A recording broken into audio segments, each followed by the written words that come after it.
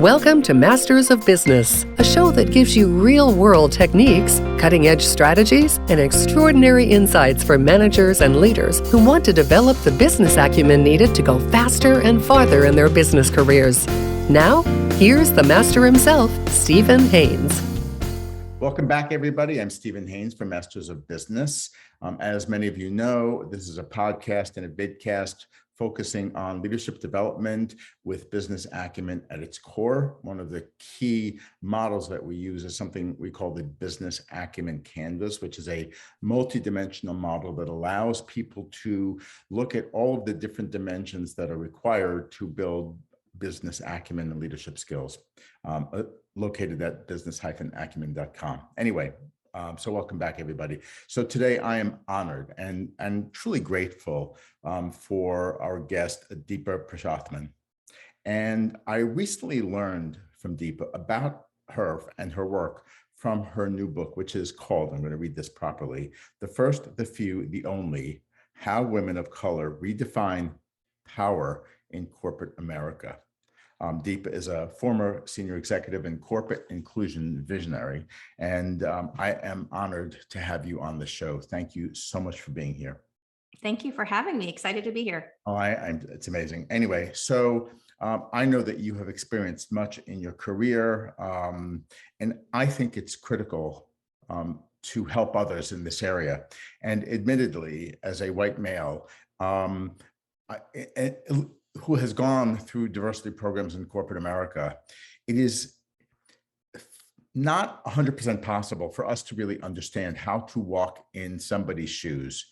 And any opportunity, and especially because I've had a lot of years of experience, I want to recognize and acknowledge that this is an area that requires tremendous concentration and focus in this country and around the world, which is why this is so important. So thank you for being here. So first question out the gate, I would love you to share some of your background and experience. Now, of course, you can punctuate it with business things because we are business people and leaders, and those are the people you work with. But tell us a little bit about your career and your journey along the way. Yep. I spent over 21 years in corporate America, and I was a partner at Deloitte. I left about 2 years ago. And so I say that because I left before the Great Resignation was a term. And so people thought it was, poor choice to leave the stability that I had, but it just felt like it was time. When I was at Deloitte, I served the tech and telecom industries and served clients. But in my last few years, I also took on a large inclusion role. So in addition to kind of helping define some of the strategy overall, I also led the women's initiative for Deloitte.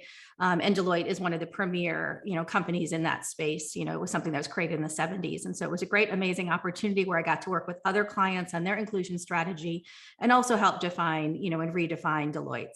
When I left, I wasn't exactly sure what I was going to do. It was a combination of like looking for a greater purpose and also getting sick. Like I had some health issues that were growing.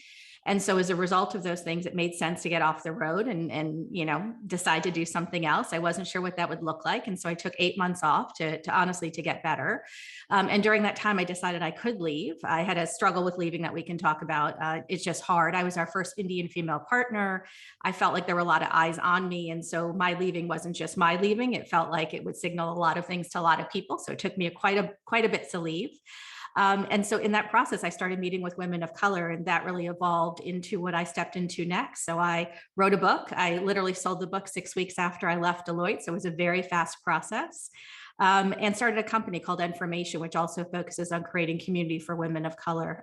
We focus on conversations, on supporting each other, and on research and other strategies for just coping in spaces that don't always recognize us or see us. Tell us the website again, please. It's Information. So the letter N and then formation.com. Mm-hmm. I love it. That's terrific. Mm-hmm. I have an expression, I probably repeat it way too often, and it's you can't make an appointment with experience, and that things generally happen. And we do have these experiences along the way. And there was a comment that you had made when we spoke about this notion of the experiences that you've had, but then you used this expression, you called it adapting and editing yourself to fit. and that you ultimately rejected that. And it sent shivers up my spine because I know that we're all coached in many, many ways and throughout our careers, but that struck me. And I would love you to share what struck you about that, and as much of a context around that as possible, because I think this really gets to the heart of what is important to talk about. Yeah. Absolutely. So I interviewed over 500 women of color in writing the book. And just to give you a little bit more flavor of how that even came about, in my process of trying to leave, I mentioned it took me almost 3 years to leave. I started meeting with women of color. Those one-on-one dinners ended up turning into these group dinners. And I did about a dozen across the country with my now co-founder, who was then my coach. And we ended up meeting about 300 senior women of color. And honestly, in just an attempt to figure out where else do I want to go? Where do senior women go at, at that point in their career? We would get in these rooms, and I thought we were going to meet for an hour or two. 6, 7, 8 hours later, we were still sitting in rooms having conversations about what it was like to navigate spaces, right? What it was like to be a first, a few, and an only. I didn't have the terms back then, but there were such shared stories, such shared compromise, such shared microaggressions, racism, all the things. And a lot of what has come up as I've, came out of those dinners years and years ago, but also now in having interviewed 500 women of color, is this pressure to conform. And so I loved how you opened up the conversation, because you said, you really want to understand and you want to walk in other people's shoes, and it's difficult. And I think that's really the crux of what we're talking about. I have a term or a statement in the book where I say corporate America is not a meritocracy. And when I say that sometimes in spaces, people get really uncomfortable, but all I'm trying to say is that the system shows up differently for different people. And sometimes when I unpack that, what I explain is there's a story in the book that I opened the book up with, and I sat down with Renee Myers, and she's the VP of Inclusion at Netflix. And I thought she was going to talk about, inclusion in workspaces. Instead, she started talking about airplane design. And she said when she was a young mom, when she had her children were young, and she would get on airplanes, she would really struggle because whenever there was turbulence, she would really stress out that the luggage might, fall on her children's head, like the compartment might open when there was turbulence. And I jumped in right away because I'm 5'1". And when I used to be a partner, I traveled 3 cities a week. And so the process of getting my luggage up in up in that overhead 6 times a week was a really stressful process, and something that I would think about a half an hour before I got on a plane.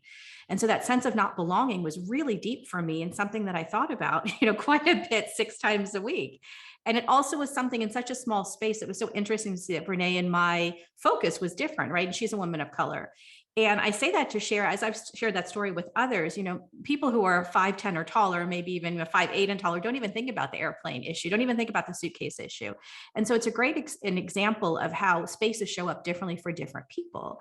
And that the idea that it's a meritocracy, maybe that was the intent, but it doesn't look that way. And part of why it doesn't happen that way is because there weren't women and women of color involved in the design in the 1970s when that actually was fit, when that was designed. Like, there weren't women in those seats. And so what I'm trying to explain is there's a lot that happens in corporate spaces and workspaces that ask women of color to edit themselves, to conform, that leadership looks a certain way. And because we don't have other role models that show us it can look differently, there is sometimes an unspoken and sometimes a very spoken, very visible sort of direction around what leadership looks like and how you have to hold yourself and carry yourself if you're going to navigate and succeed and advance in these spaces. And so what I found from a lot of the women of color that I met is that there's a real pressure to conform. It was one of the biggest issues that I found. And many of the women of color would share with me, they were willing to conform or contort, I call it in the book, but they thought once they got to a leadership seat, they would do it their own way. And the challenge was once they got to a senior seat, there was actually even more pressure to conform and to toe the line and to hold the policy and to not raise issues because they had never done it before, right? And all of a sudden they were in the leadership seat, and there was kind of this message of get along to get, to stay here. Right. Yeah. So that's really what we're talking about, is that sometimes it's unspoken and sometimes it's clearly spoken, but all the women of color, it was almost unilateral, have felt like they have lost their voice or, tamed their style, what they wear, what they eat, how they talk, what they talk about to navigate these spaces that were not designed by them or for them. It's got to be doubly difficult then, because like if I were to coach somebody, I don't know. I can coach a person, let's say, in how to develop political capital or to build the trust to influence people, things like that. Those are genuine, desired leadership characteristics. But I guess I don't fully get this. What radar should a person put up so that it doesn't feel like editing one's authentic self? Mhm.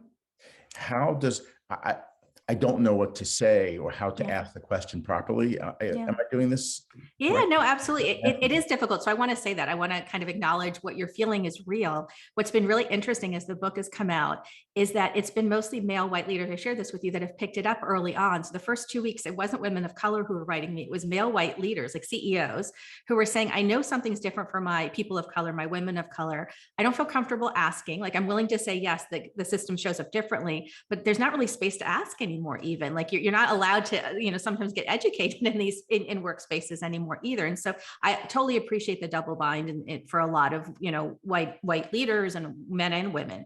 And so what I was trying to explain in the book, and it really is 10 chapters of what is different for women of color in the workspace.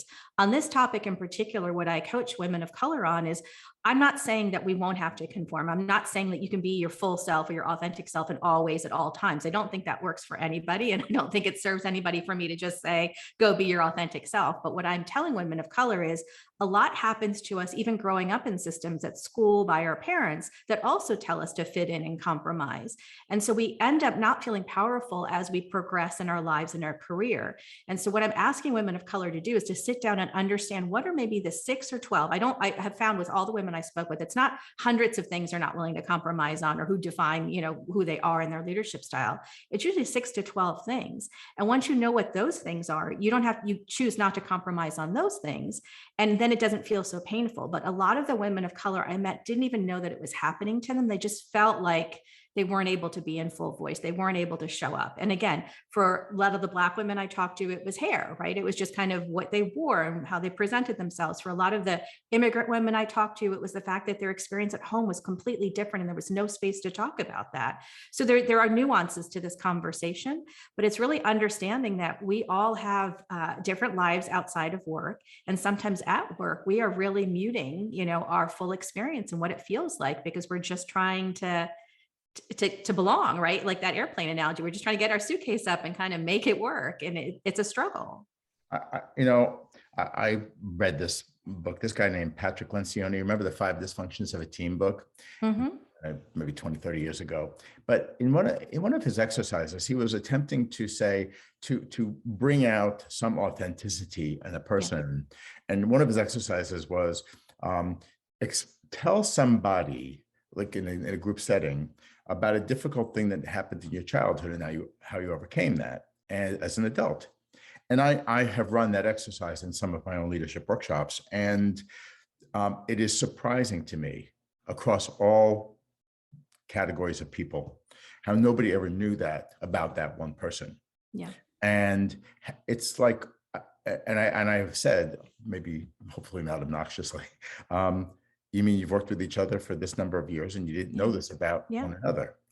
And that sort of came into my head when you're talking about what are these 6 things or whatever that number is. That's exactly what we're talking about. It's those things you don't talk about, but for a lot of women and women of color, those are really important. It really ties to this idea of imposter syndrome. So if you talk to men and if you talk to women, you'll find that women and women of color have a much higher level of imposter syndrome. And there's a lot of debate over the term and, over the whole idea. But part of what I talk about in the book, and there's now new research out there that also suggests this, is that imposter syndrome feels like imposter syndrome to women and women of color because we don't see ourselves in systems around us, because we're conforming and because we're contorting, because the messages we're getting from the outside tell us we have to be a certain way. So of course we feel like we're imposters, or, the confidence is lacking, but that confidence and that gap isn't coming from inside us. It's coming because the systems and the structures around us don't actually make space for us. And so that's the difference. To get to the gist of the book, what I'm talking about is that women of color and women are powerful, but a lot happens to us to kind of minimize, to make us smaller, to kind of make us adjust. And what I'm suggesting is the more you adjust, the less you're in your power. And so you really have to figure out for yourself, who are you and what's important, and then figure out how you bring those parts to work. That's really what this work is about. Simply, if you take away all the race, if you take away all the other aspects of what I'm talking about, that's really what at its core this is about. Are there like exercises that you do with people, maybe in workshop format, where you all get a chance to work on that? Like you give somebody an assignment to say, let's try this, or you're all mutually supporting one another. And have people come out with things and tricks that or suggestions that have been successful? Yeah, I'll give you the one that I have used quite a bit, and I'm realizing. And so part of what's happened with the book is, again, I wrote it for women of color, thought I'd be talking to women of color. And so I've had to kind of adjust some of the messages for allies who I call co-conspirators in the book, because I want us to all be doing this work. Mm-hmm. So in workspaces, one of the big, things I talk about is that women of color aren't always really ready to deal with microaggressions or racism when they happen. We're not taught what to do. We're kind of caught flat-footed. There's a lot of interesting experience that happens in a moment when someone says something racist, right? A lot of women of color I met end up feeling shame and pain in the moment. They almost feel shameful, like they did something, even though it's happening to them. And so in those moments, and even now, what I tell women of color do is I want you to understand that you're probably going to face an uncomfortable situation the next 6 months. When I say that, usually women of color say in the next 3 weeks, so very soon. So most women of color experience these things, whether they're small or large, on a regular basis. I want you to practice what you're going to say in those situations. Literally sit and think. So someone is going to say to you, for example, I used to always get, oh, you speak English very well. Like, where did you learn English? Well, I was born here, right? So maybe that's a small thing to some people. That's a large thing to other people. So I got comfortable with a comeback to that. Like I got comfortable with what I was going to say to that, because it used to really wound me, it used to really upset me, it used to really make me angry and a lot of emotion. But I got to a place where I realized that was about them and not me. And so when I coach women and women of color, I say, practice, write down the 3 things you're going to say when someone says something. What's the most common, microaggression, or the most common thing that you've been told that really upsets you? Write it out and literally practice saying it. Because what happens in those moments is we get caught and we don't know what to say. And what I've started to coach even the white men that I work with and the white women that I work with is I want you also to practice what you're going to say. When you see something, literally write out what you're going to do. Because what's so fascinating about this topic is that whether you're a woman of color or whether you're a white, person walking in the United States, we haven't been taught what to do when something racist happens. Like none of us, even the women of color I met, most of them did not talk about race at home. You would think that we're women of color, like we know how to talk about race. A few of the Black women that I interviewed, they had been warned about race, talked about how racism was going to show up. Not all of them. And most of the immigrant women, most of the Asian women that I met, a lot of the Latino women, didn't have conversations at race at home.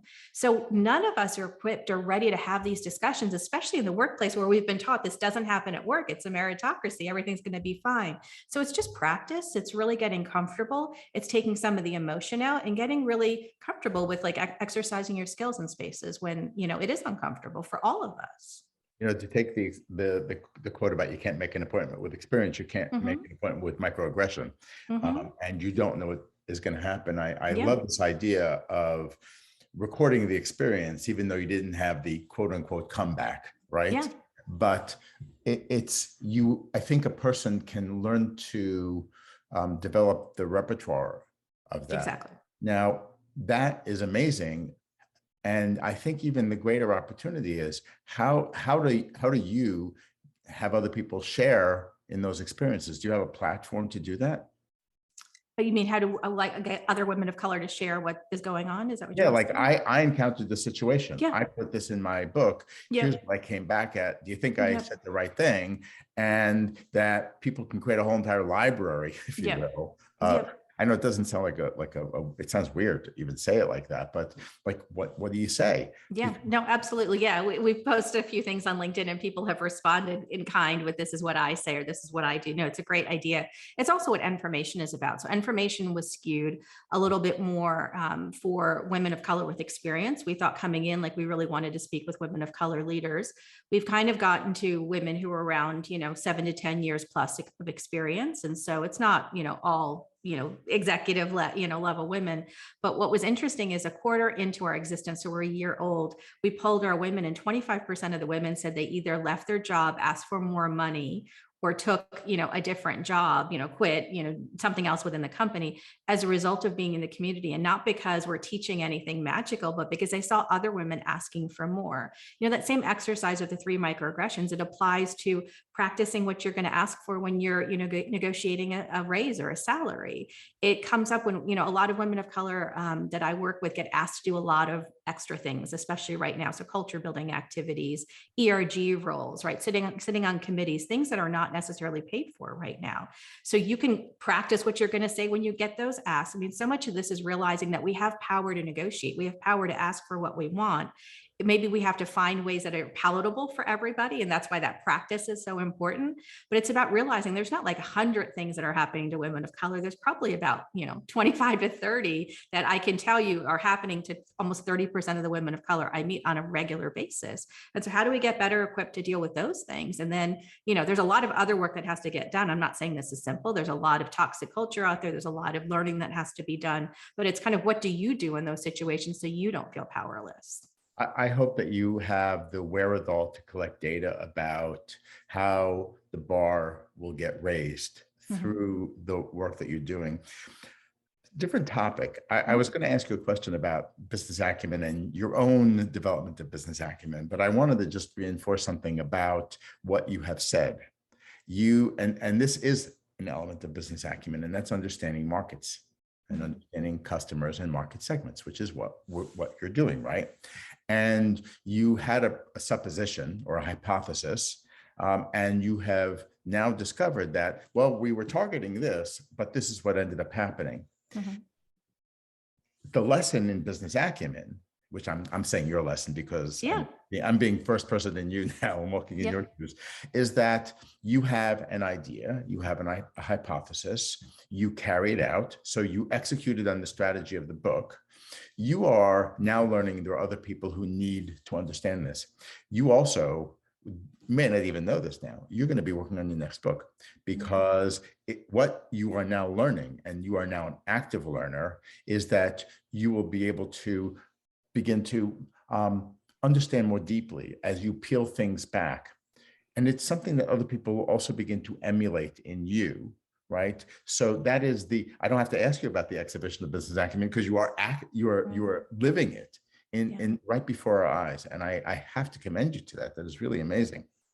Right. Thank you. Yeah, no, I have to say, just so for your audience, it was a little bit painful the first 2 weeks because I was a little bit dumbstruck. Like I probably did 50, interviews between journalists and podcasters in the first 2 weeks leading up to it. And I was really upset. I was like, this is not what I wrote this book for. And why am I having to do translations? But probably 10 days in, I realized it's actually a bigger audience, right? It's a bigger conversation. It doesn't mean I can't speak to women of color. I just have to go find them. Like they're part of what I learned in that process is there are not as many podcasters. There are not as many journalists. And so this segment that I'm trying to reach, I'm going to have to find them a different way. So just to share with the audience, it wasn't all, balloons and hearts as that happened. It was a little bit painful, but then I got to a good place with it. Well, almost as I talked about even before we started, when I started Business Acumen Institute, it was this idea of a specific target, but I live by my own, and that is the market is teaching me, and this idea behind emerging leaders and managers now across multiple segments, which I'm learning from you, matters. And I think that there are core constructs of business and leadership that everybody who aspires to higher levels need to get under their belt. You still have to have the basics down. And I think that's really important. Is there any, what else would you want to share with people as we're winding down, because I'm always cognizant of the time, that you think is really critical that they understand and take to heart? Yeah, I would just say, we had a very, I think, practical conversation about this topic. It is highly emotional. It is highly difficult. When I go into companies and work with executives, sometimes white executives, in particular, white male executives, they'll say to me, I speak to my employees. They tell me how it is. My Black and brown employees will talk to me. I'll go meet with those same Black and brown employees an hour later, and I get a whole different set of stories. And so I think it's really important to understand we're early in this process. We are just creating safety, creating safe spaces where conversations like this can happen. I think we need to understand that as people of color and women of color, we're just getting comfortable telling our truth about what happens in workplaces, because until, the last few years, there hasn't been space to do that. So it's just really acknowledging that this is early. This is not as simple as some of the other business issues. See a problem, unpack it. Like, there's a lot more emotion attached to this. And so it's going to take more time. And when people say, where do you think we are in this journey? I think we're early. Like, I think this is going to be hard. And a lot of companies, I want to say it's a positive message. I'm surprised by how many companies have reached out and want to have this discussion, how many leaders want to have this discussion, but it's going to take time. It's not a one and done sort of conversation. And I would also say to people that are listening here, you need to give yourselves permission to get it wrong. Like, this is difficult. You're not going to get it right the first time. It does take practice. So in the same way that I'm telling you to practice what you're going to do, practice how you're going to apologize, because, even I have to do that. Like, I can't get it all right. And I've studied this topic for 5 years. So just understanding that it's permission and, grace, I think, is some of what this work is about. Yes. And one of the other things I think I've learned along the way is a little bit of humility. Yeah, absolutely. We do not have the answers, and that, I think a big thing is we're always willing to learn, and it's not adaptation to the point of a negativity, but it's learning and growing.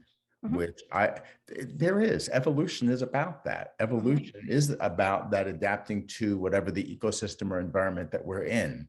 It's just the positive spin that will help propel and motivate people to do more. And for others who exhibit not so great behaviors, maybe there'll be a little bit of a spark for them to stop some of that. Yeah. And continue and help. I think also, you mentioned something about the resignation thing, I think, before we got on. And the thing about it is, what I am learning from leadership development and other talent development people is that it wasn't about the resignation specifically. It was about what did a company offer a person to stay and to continue to learn and grow. Absolutely. And I think, now we have to train people because it's part of our retention strategy. That's a reaction that I think is, it's like the knee jerk. We have to go do this now because we let it get away from us. I think that it is an imperative for senior executives to always be on high alert for talent and leadership development across all categories of people, and to suspend it because the numbers are great and we don't want to invest in HR and talent and the other things because everything is okay is not a productive use of their efforts. Anyway, I do. Yeah, no. I mean, I think we're in a really interesting time, maybe to wrap with that. Like, I think the last few years have really led us to a point where, I talk about this all the time. I think it's not that anything shifted fundamentally. I think it's more that work hadn't been working for a lot of people, but there hadn't really been space to talk about that. Yeah. And the conversation we're having now is, what space do we want work to take in our lives as human beings? And what does that look like? And we're not willing to compromise some of the things we were willing to compromise before. A lot of the reason I think the book has gotten attention is because what I'm trying to suggest to women of color is, you can't continue to sacrifice yourself to rise in a system that doesn't recognize and see you, because so many of the women of color I met were sick, we're not healthy. And so we're in a moment where I think everyone is asking for different things, and there's more attention, more opportunity to talk about what's broken in an attempt to make it better for everybody. And that's really what this work is about. That's great. That is great. Anyway, so we've reached our conclusion, but I think this is just sort of a continuation of a conversation that needs to take place. Deepa, author of The Few, the Only, How Women of Color Redefine Power in Corporate America. Thank you for affording us this opportunity to work with you. It's been an honor. So thank you. Thank you again for having me. And for all of you, this is another edition of Masters of Business. And we hope you'll continue to tune in on your favorite podcast channels, on YouTube, and whatever video format we ultimately end up with. I'm Stephen Haynes from Masters of Business, and we will see you next time. You've been listening to Masters of Business with Stephen Haynes, a podcast that captures the ideas and lessons learned from thinkers and leaders in business. If you'd like to take your company to the next level, consider the courses and books from the Business Acumen Institute. To learn more, go to business-acumen.com.